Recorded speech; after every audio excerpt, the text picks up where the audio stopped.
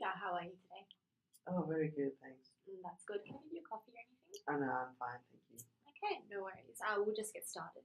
So, after our last meeting, we collected your personal information for your fact find and established your objectives and goals. So, by using this information, we're going to be using this as a basis for our advice. So, it is my understanding that you, Peter, have three super fund accounts with Alpha, Beta, and Omega, and you will like to consolidate your total super balance into one of these super funds to make it easier for you to administer. Yes, that is correct. I've had a few jobs changes over the years and realized I have three accounts for my super. I get three different super statements from these super funds, so I thought I will see what I could do to make managing my super funds easier for me. Yep. So consolidating is a relatively easy process. You can either submit an online form to the super fund that you want to roll over your funds into, and follow the prompts depending on which super fund. Or you can either register with the MyGov website, where you can link the ATO to your account, and you can view the details there of all your superannuation accounts that you have. And on the MyGov website, you can submit a rollover initiation form and consolidate your super funds within 3 working days.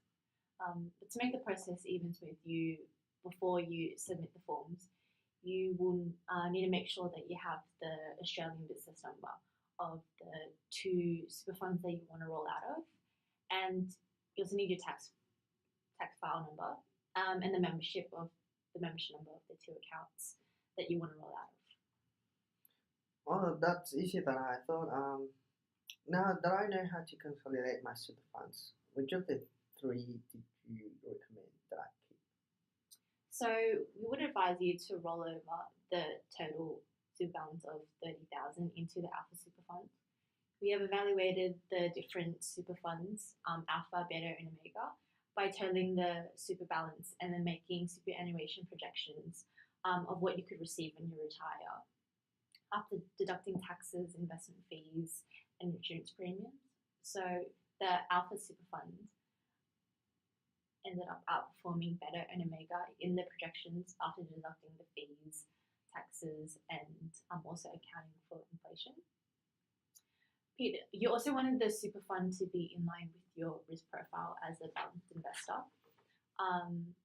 As the investment options for Beta and Omega were moderately aggressive and conservative respectively, for the purpose of the projections, we ended up changing the asset allocation mix to make it in line with your preference of the balanced investor.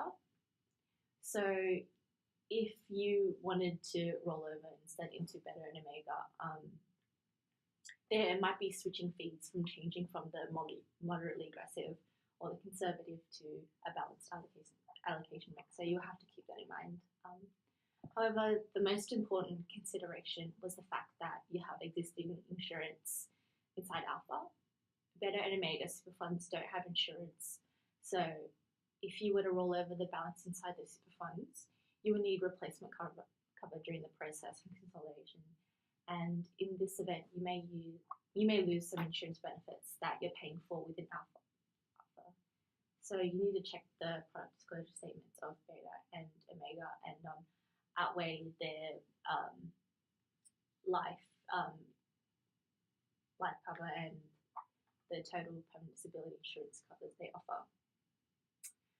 If you're paying for the same amount of cover of life insurance and TBD within Beta and Omega, for Beta you'll be paying $990 per annum in insurance premiums, and for Omega you'll be paying more, so you'll be paying $1,350 in insurance premiums compared to Alpha, which is like in the middle, which is like $1,170. However, we wouldn't want you to lose any of the insurance benefits that you're paying for within Alpha. So when you decide to consolidate.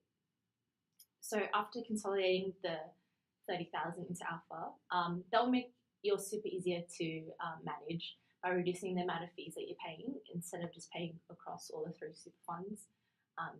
The overall balance may increase due to the reduction in fees that you're paying, and also you won't be left with any gaps in insurance cover if you just consolidate into alpha. That sounds like a good idea, rolling over my super balance into alpha. But is there anything else I need to look out for when consolidating my super balance? Yes, so you will need to notify your employer at the super fund um, that you're rolling over, which is alpha, to ensure that the super guarantee payments that you're getting for your employer is being redirected into alpha. Also, during the process of consolidating, exit fees may be charged from beta and omega. So you will need to check the PDS statement for both of these super funds to check if there's any incurred fees.